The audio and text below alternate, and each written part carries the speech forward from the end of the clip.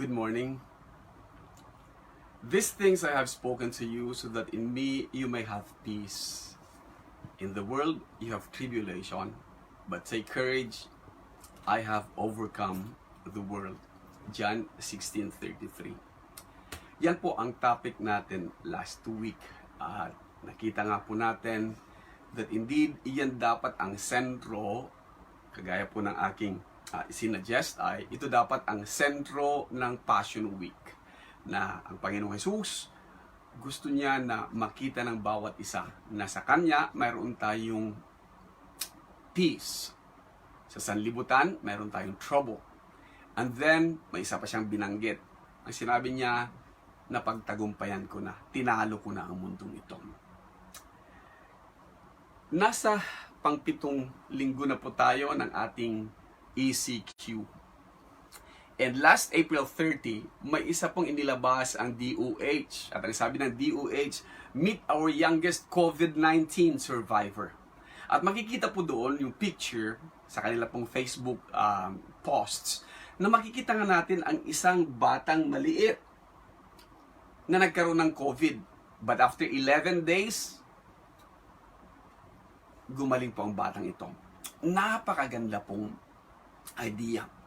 Sapagkat kung ang isang 16-day-old na bata ay maaaring mapagtagumpayan ang kinatatakutan na COVID-19 na virus, isang batang walang kapangyarihan, powerless, helpless, and hapless, and isang batang under the mercy of the frontliners. And ang frontliners na ito nourished him back to health. Isa lang ibig sabihin nito. Ang ibig sabihin nito, kung kakayanin ng isang walang kakayahan, kung kakayanin ng isang walang lakas, hindi makakain, hindi makainom, wala siyang kakapangyarihan na even to help himself, nakasurvive, then we can all survive. Pwede natin mapagtagumpayan, pwede nating talunin, kaya nating talunin, we can defeat COVID-19. Tama nga yung sinasabi nila na we heal as one. Napakagaling. Balikan natin yung ating 1633 na lesson. Ang isang bagay na hindi talaga natin maalis-alis doon, yung sinasabi ng Panginoong Jesus, take courage because I have overcome the world. Isa pong napakagandang encouragement yan. Yung encouragement niya na take courage, have peace because in this world, marami ka ng problema, marami ka ng troubles, marami ka ng sufferings. I have overcome. I have defeated the world. Tinalo ko na ang mundo, hindi bilang survivor, but bilang isang conqueror. I have conquered the world. Yan ang ibig iparating sa atin ng Panginoong Jesus. Paano tayo magiging conqueror na kagaya niya? Yan ang pag-uusapan po natin sa umagang ito. Matandaan nyo, binanggit ko po yung salitang I have overcome ay nasa perfect tense. At dahil ito ay nasa perfect tense, it stays that way and it remains that way. Napagtagumpayan na ng Panginoong Jesus ito, walang rematch ang mundo. Wala siyang karapatan na sabihin, okay, bigyan mo ko ng ibang chance para ipakita ko sa iyo mas magaling pa rin ako. No way. It remains that way, it stays that way. Kaya tama nga ang sabi ni Morris, it denotes an abiding victory. Hindi na matatalo sapagkat ibinigay na niya yung isang fatal blow, kagaya ng nasa Genesis chapter 3 verse 15, natupad na yung first na tinatawag natin na messianic prophecy. He will crush your head. Natupad na. So wala nang pag-asa na mababago pa yan. Bagamat ganun na nga na tinalo na ng Panginoong Jesus ang mundo, it is easier said than done. True enough, sa mundong ito, mayroon pa rin tayong takot. True enough, na namumuhay tayo, we continue to live, we continue to hope, we continue to believe His promises that I will never leave you and I will never forsake you. True enough. Dahil kung hindi yan, kung hindi tayo naniniwala dyan, then we give up. O nawalan na sana tayo ng pag-asa, nawalan na sana tayo ng rason para mabuhay, nawalan na sana tayo ng rason na tumingin sa news at maging updated. Ano na nga bang nangyayari sa mundong ito? Because of what we have, because of the faith that we believe that Jesus indeed defeated this world and Jesus indeed gives us peace, nananatili tayo doon. So, bakit mayroon pa rin tayong takot? Guilty as charged. Sinataas ko ang kamay ko. Guilty as charged. Meron nga tayong takot. Isa sa mga kaibigan ko, nagsabi, Pastor, alam mo ba ang ibig sabihin ng fear? And I said, ano yon? At ito, at may babahagi ko na rin sa inyo. Fear, bagamat mayroon tayong takot, ang sabi niya, fear is the false evidence appearing real. Fear. Kagaya ng fake news.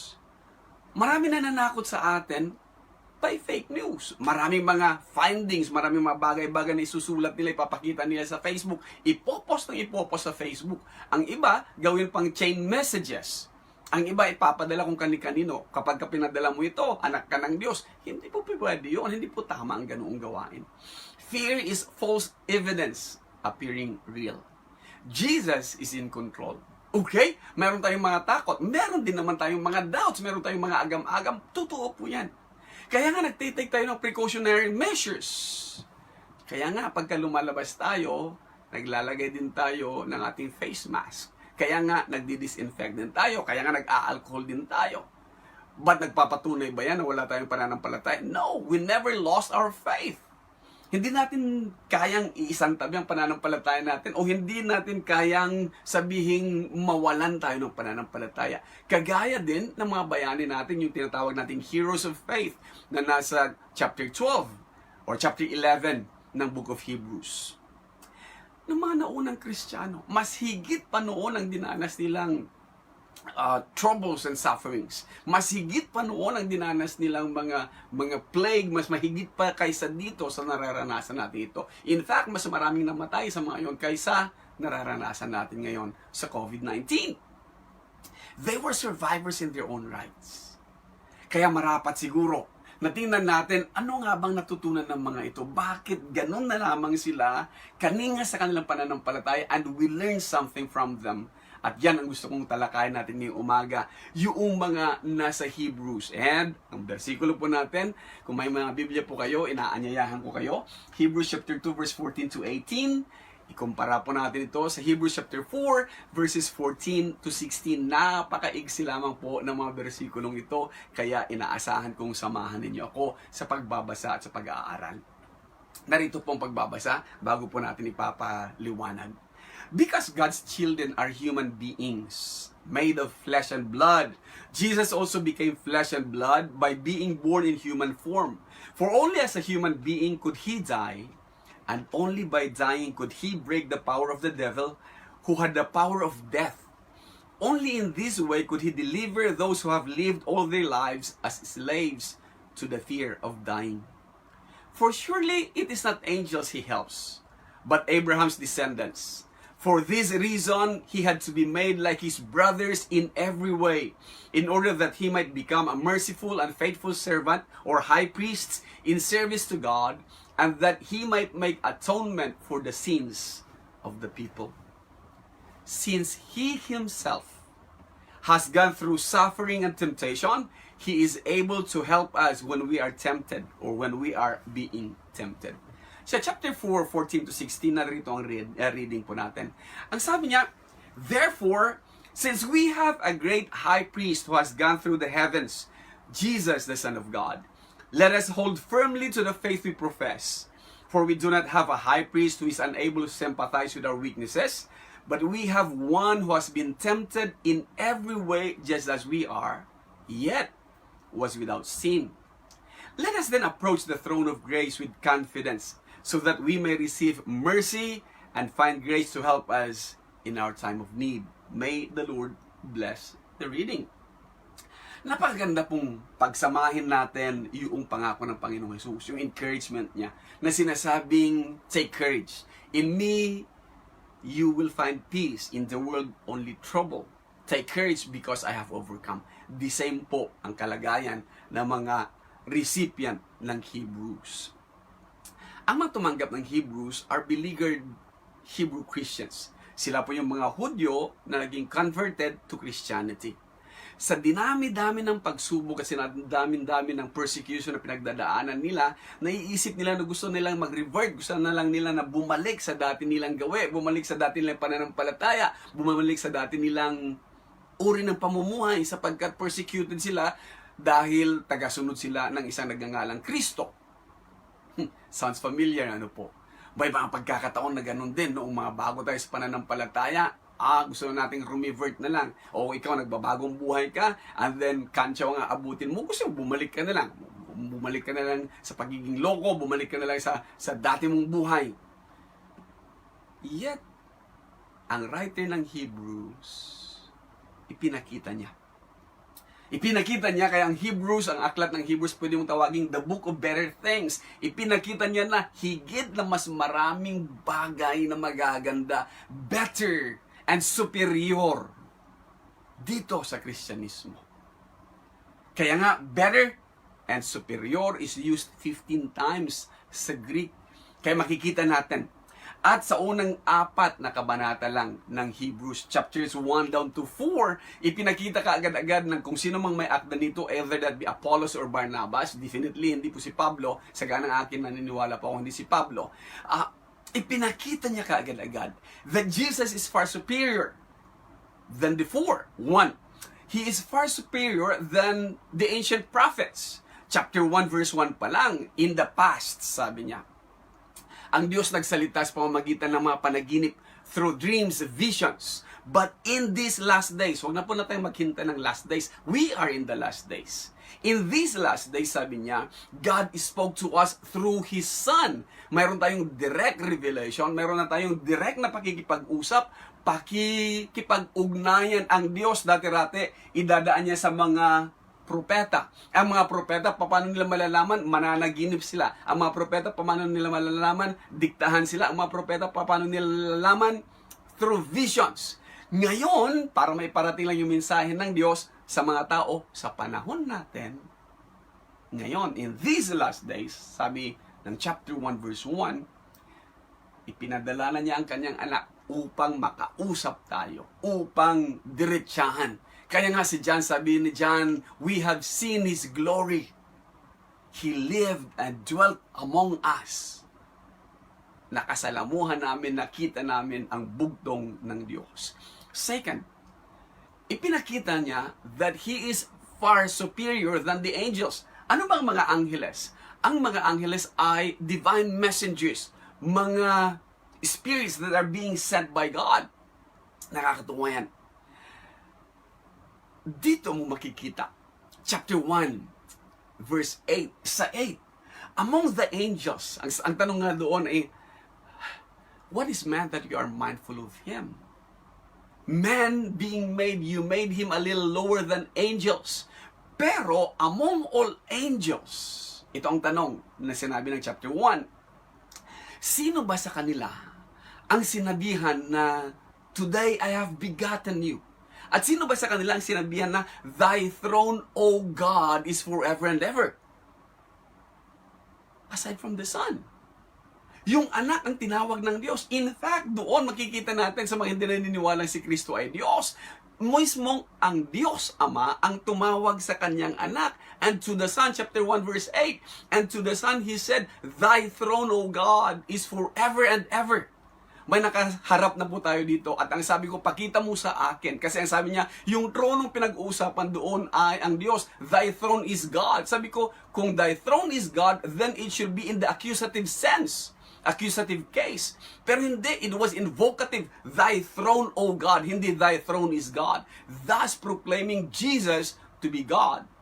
The Son to be God. Over Moses. Jesus is far superior than Moses, being the mediator of a better covenant. Si Moses, naging tapat siya sa pagiging mediator, sa pagiging pamagitan between God and Israel. Here is Jesus, far better than Moses.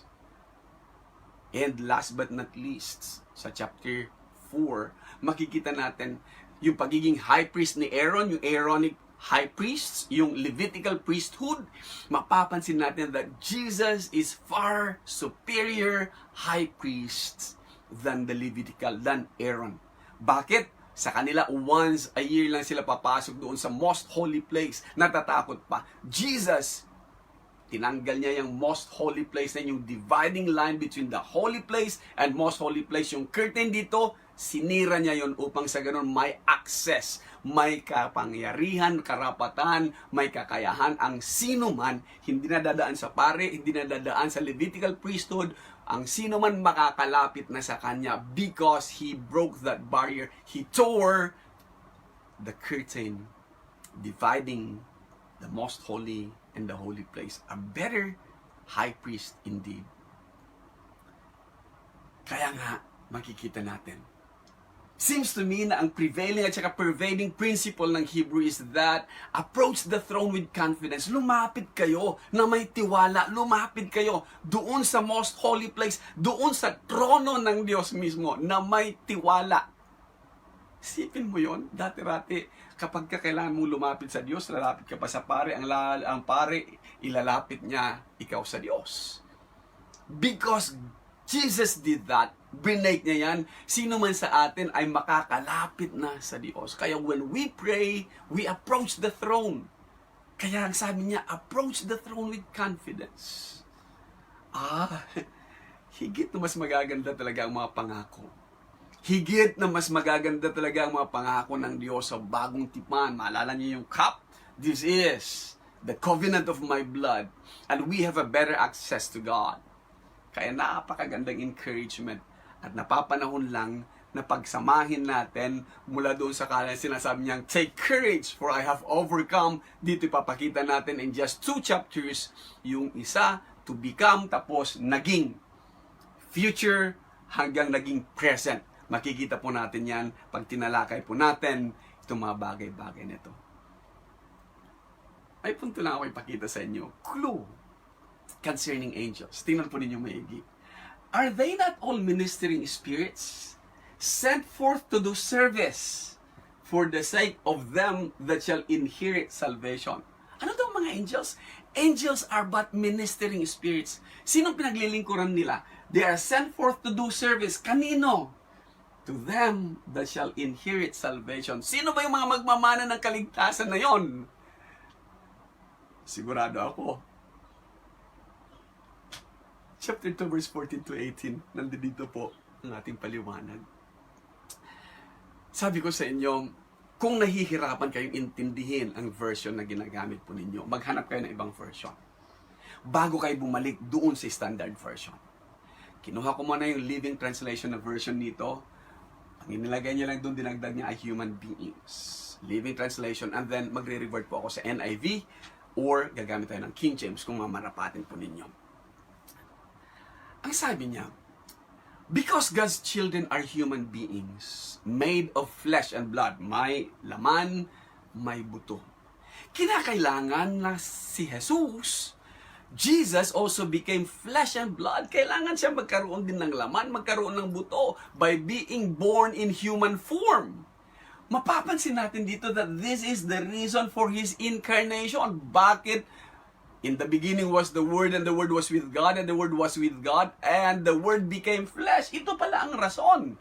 Upang magkaroon din siya ng flesh and blood. Upang magkaroon din siya ng katawan. Upang sa ganon, when He took the form of a servant or the form of a human being, masubukan niyang mamuhay na kagaya natin. Masubukan niyang maramdaman ang nararamdaman natin. Masubukan niyang maging kagaya mo at kagaya ko upang sa gayon higit na maintindihan tayo ng Diyos. Kaya yung mga nagsasabing God is too holy, hindi siya pwedeng manahan, makasama ng mga tao dahil masasama ang tao. Then here it is, He proved us wrong, or He proved those nagsasabing magagaling, He proved them wrong. God dwelt among us. And we have seen His glory. Yan ang paulit-ulit na sasabihin ni John. Look at this. Bakit kailangan siyang magkatawang tao? For only as a human being could He die. Oo nga naman. Paano mo nga naman ipapako ang isang espiritu? Sa 1:4:24, sabi ng Panginoon Jesus, God is His Spirit. Walang laman, walang buto. Paano mo ipapako yung walang laman, walang buto? Kailangan niya talagang magkaroon ng laman at buto. Paano tayo matutubos? ng kanyang dugo, yung espiritu, walang laman, walang buto, walang dugo. Without the shedding of blood, there could be no remission of sins. So, kailangan pala talagang maging kagaya siya natin. He took our form, our human form, so that He could die, He could be crucified, so that He could destroy death, so that He could purchase us. Because without the shedding of blood, there could be no forgiveness of sins. Ang ganda. Tingnan niyo yung dalawa. Hindi lang dalawa. Tatlo. Only as a human being could He die. Only by dying could He break the power of the devil. Only in this way could He deliver those who have lived all their lives as slaves to the fear of dying. Yun pala yun. Kaya pala siya nagkatawang tao para hindi lang maramdaman yung nararamdaman ko, hindi lang maranasan yung nararanasan ko, upang mayroon tayong maipako sa krus. Upang maipakita sa atin, mayroong dugo na tutubos sa atin. Hindi lang pala yun. Upang sa ganon, dahil siya na Diyos, na nagkatawang tao, namatay, maitakas pala tayo doon sa takot natin, who have lived all their lives as slaves to the fear of dying. Totoo po yun. We are all afraid to die. One way or the other, takot kang mamatay. Kunting sakit nga lang, inom ka kaagad-agad ng gamot. We exercise, we go on diet, we take medications, ang dami kayong food supplement na naglalabasan ngayon. We take almost all supplement. And then we live healthy lives. Marami nga lang mga toxins, marami nga lang mga toxic. Kaya sabi ng iba, when you live a healthy life, lahat ng mga toxic people naman sa buhay mo, kalimutan mo na rin. Isang tabi mo na rin. Day by day, we prolong our life. And we delay death. Day by day, gusto natin na ganun ang mangyari. Kaya, sa panahon natin ngayon na may ECQ, we stay quarantined. Bakit? Dahil gusto nga natin na huwag nang kumalat ang pandemonium na ito. Huwag nang kumalat ang pandemic na ito. Upang sa ganon, hindi na masyadong madami ang masasaktan na pamilya, ang mawawalan ng mahal sa buhay. At ito ang kinasasama ng loob natin sa mga sumusunod ng ECQ, dun sa mga hindi sumusunod. Because ito na nga lang ang contribution mo. Isipin mo, mga taong nakapag-aral, mga taong magagaling, naging biktima na, tapos ikaw yung walang pakialam, ikaw pa yung nagiging pasaway sa daan. Napakasimple na nga lang contribution mo para sa lipunan. Manatili ka lang sa bahay. And here we go. Sa verse 16, ang sabi niya, "For surely it is not angels He helps." Sino yon? Yung nagkatawang tao, si Jesus, hindi daw angels ang kanyang tinutulungan, kundi ang mga anak ni Abraham. Ang mga Hudyo po ang tagas ng pagtingin nila sa mga angheles. In fact, sa Colossians, in-address din doon ni Apostol Pablo na mayroon niyang worship to angels. Ang mga Hudyo ang taas ng pagtingin nila sa mga angheles. Pero ang kay sumulat ng Hebrews, ang sabi niya, angels are but ministering spirits and they serve those who will inherit salvation. They are serving us. They serve me. They serve you. They serve lahat-lahat na mag-i-inherit ng salvation. Hindi pa man pwedeng maintindihan yan. Di ba? They are here to serve us. They are not intended to be worshipped. Si John, after his revelation, nung makita niya, nagpatira pa siya doon sa anghel. At nagsabi ng anghel, no. I am a servant like you. Huwag akong sambahin mo. Ayaw ng anghel na sambahin siya. Pero may iba na gustong sumamba sa mga angheles. They are here to serve us. Not only that, nakakatuwa ito, at maaaring hindi nyo nakita maigi ito. Noong maging tao ang Panginoong Jesus, naparito siya upang tulungan tayo.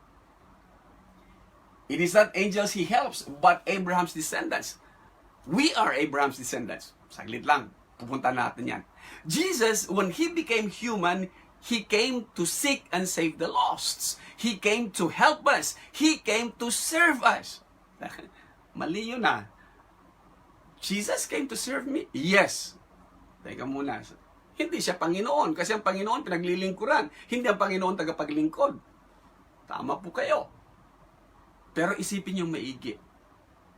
Pinaglilingkuran tayo ng Panginoong Jesus. One way or the other, pansinin yung maigi to. He came to help us. When you help somebody, you serve them. Yung maintindihan? Pamilya lang po yan. Kagaya ng ama.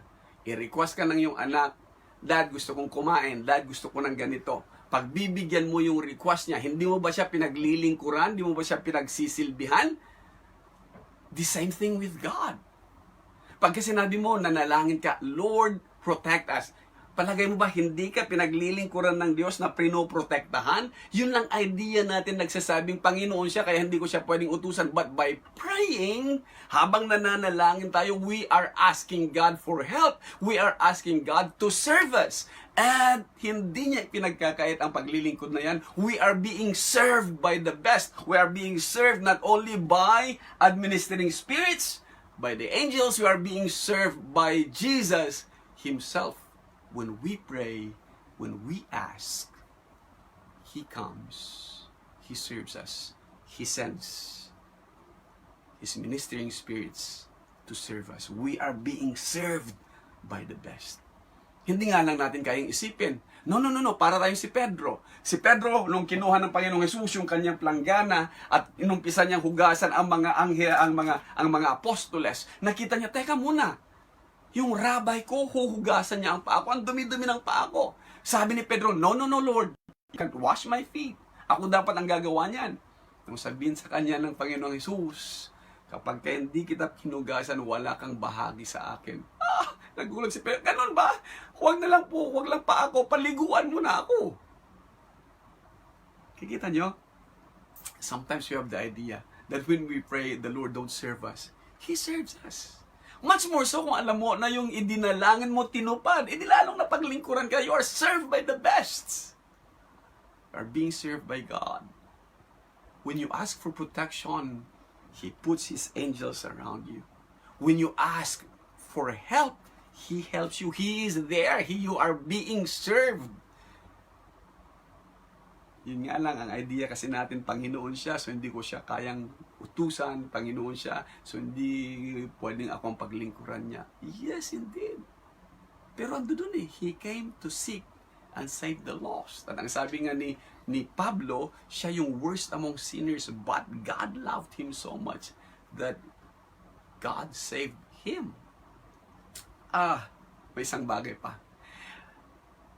Tinuruan kasi tayo that we are not Abraham's descendants. Di po ba? Kasi everyone, ang mga Hudyo, they take pride so much on this. They take pride on four. Unang-una, they take pride on the temple. Sa kanila kasi yung templo before it was destroyed in 70 AD, ito yung pinakamaganda. Kaso, sinira talaga yan ni Titus the Little.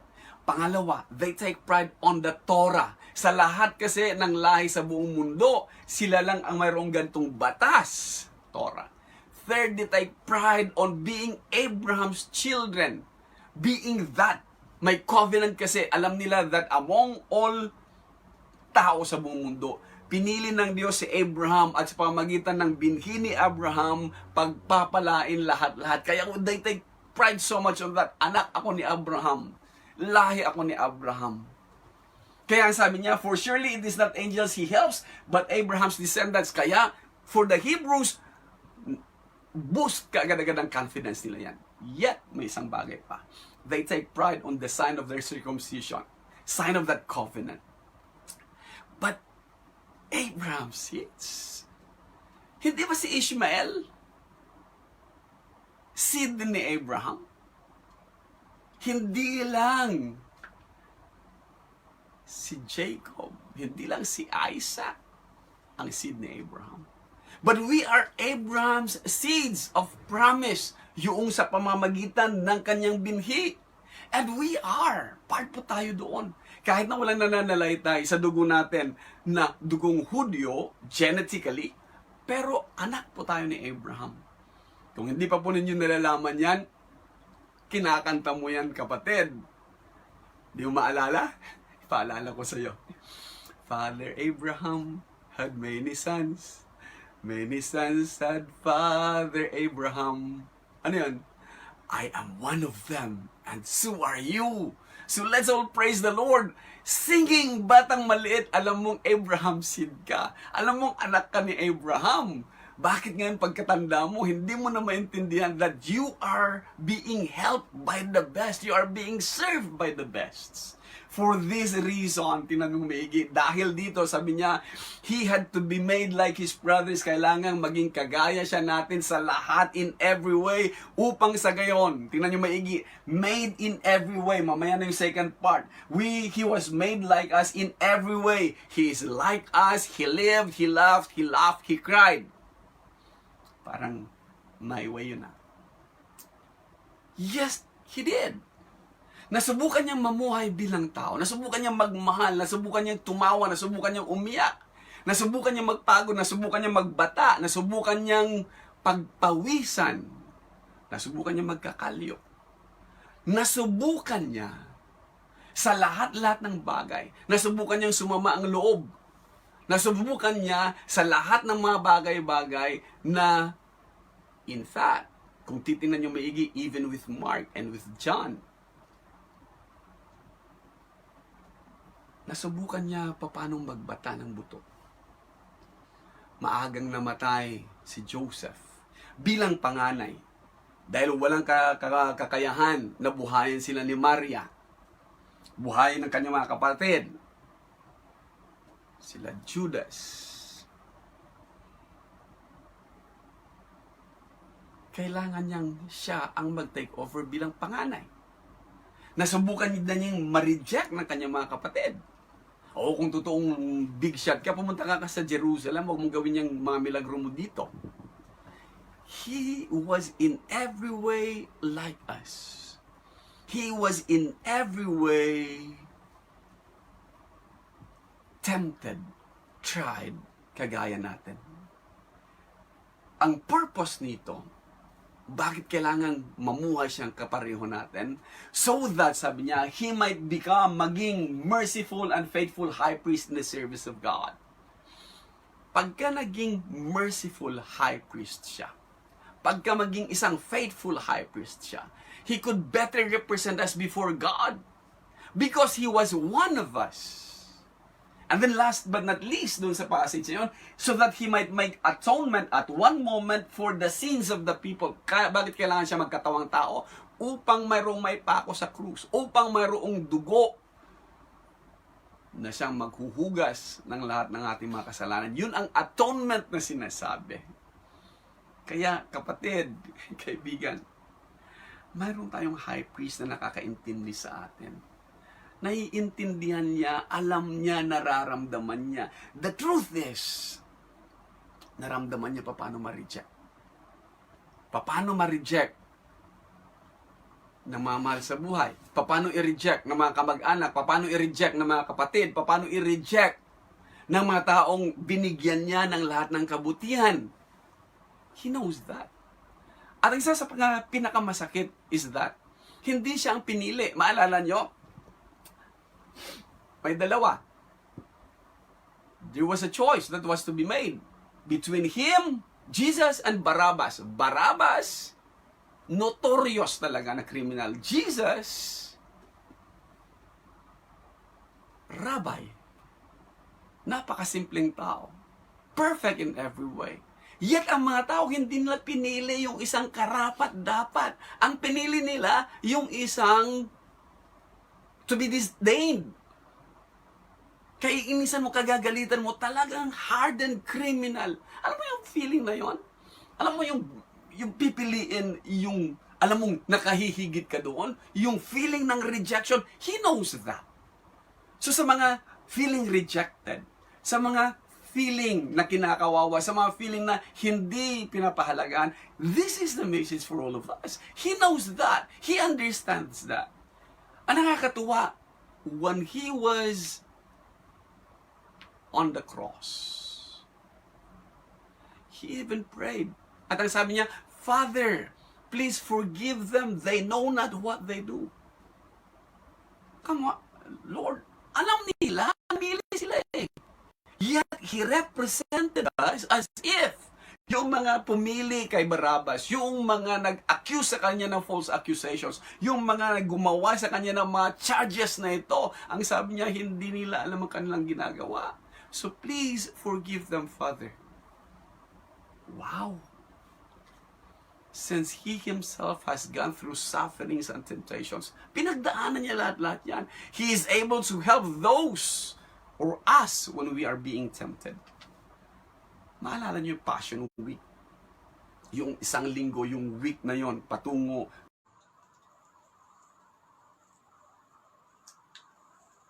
Since He Himself has gone through suffering and temptation, He is able to help us when we are tempted. Maalala niyo mga kapatid, yung Passion Week,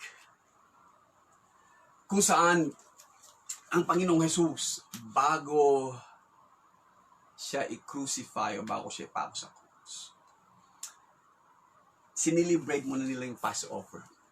Maalala niyo bakit Passover?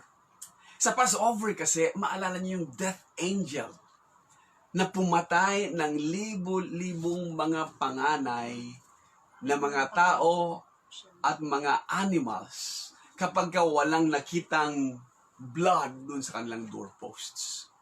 Kaya niyong isipin yun? Kaya niyo bang isipin na ang Panginoong Jesus, noong tinutorture siya, noong sinasaktan siya, noong minamaltrato siya, noong pinapalo siya, noong hinahagupit siya, noong lahat-lahat binubunot, ang pinakamasakit sa ganang akin ay yung binubunot yung kanyang balbas. Itong bagay ang makita natin. Hindi nyo kaya maisip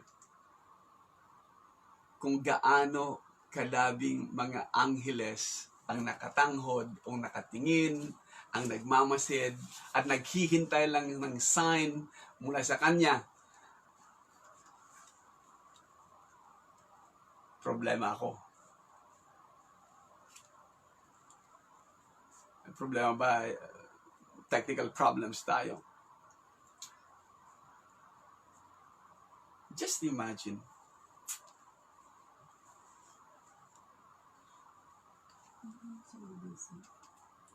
Kung ilang angels ang nakatingin sa Kanya.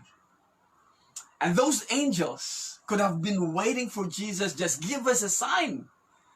At mauubos ang lahat-lahat ng mga ito.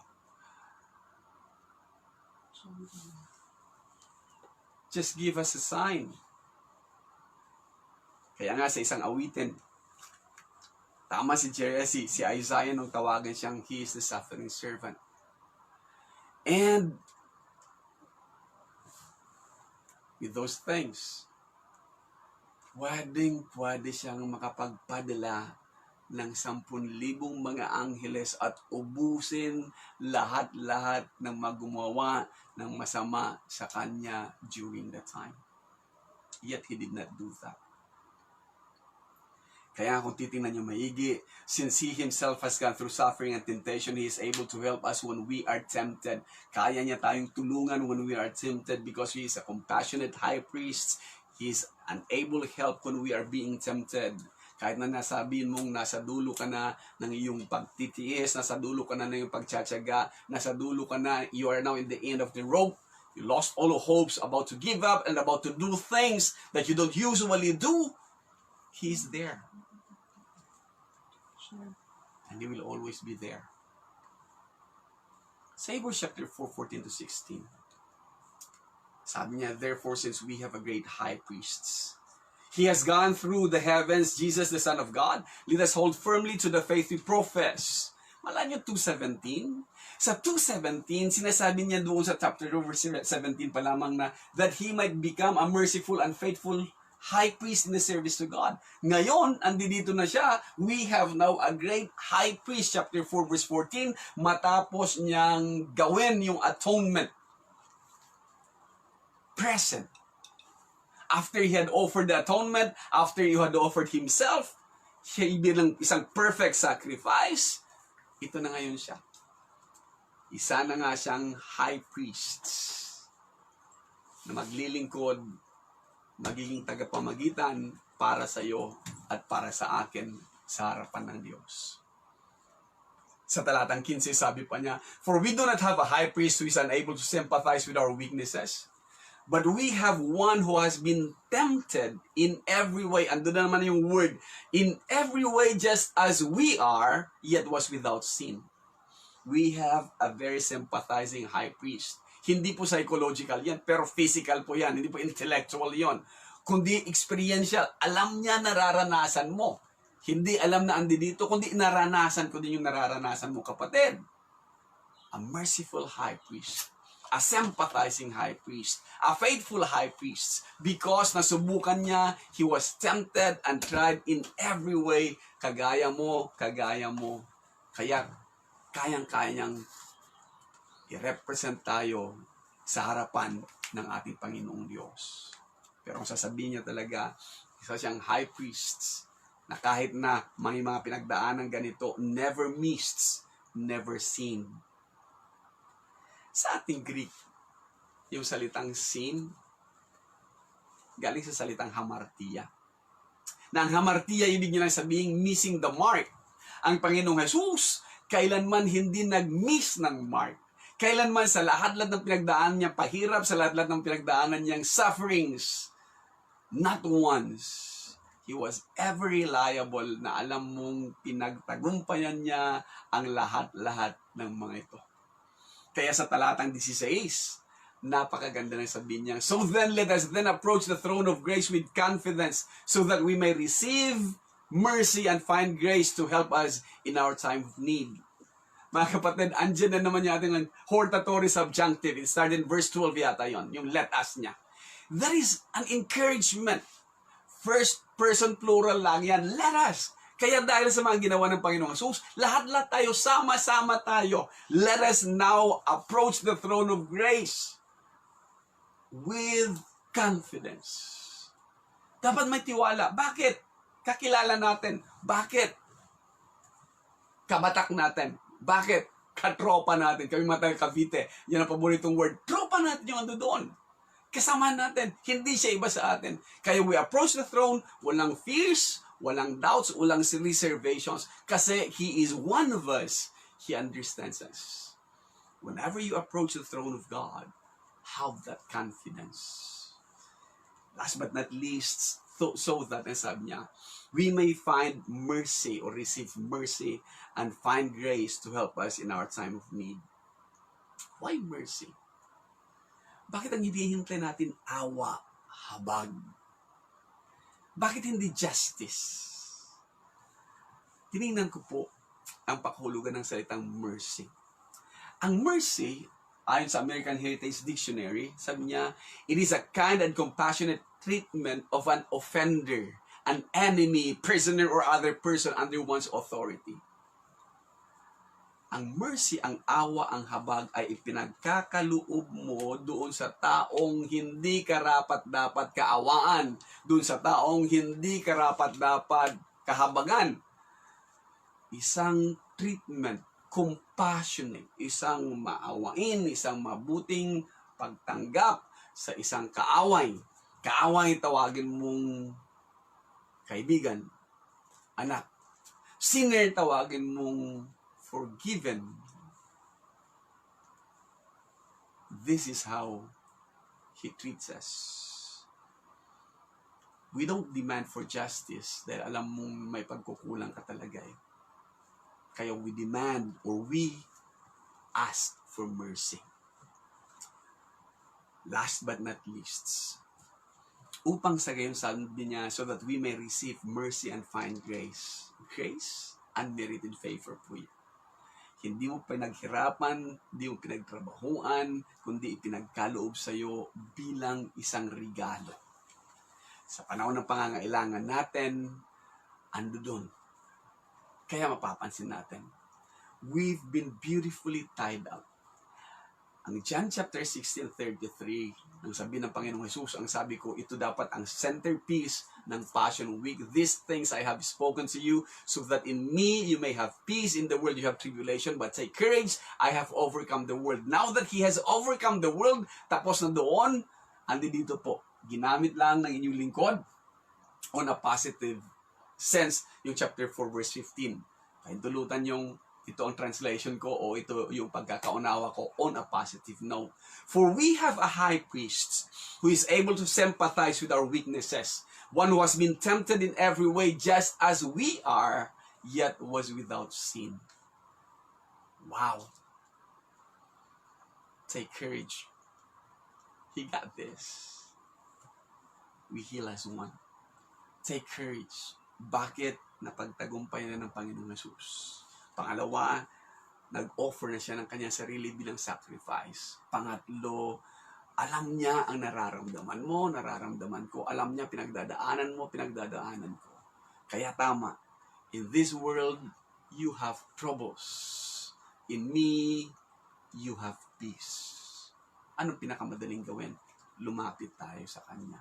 Last but not least, ang sabi niya, napagtagumpayan ko na.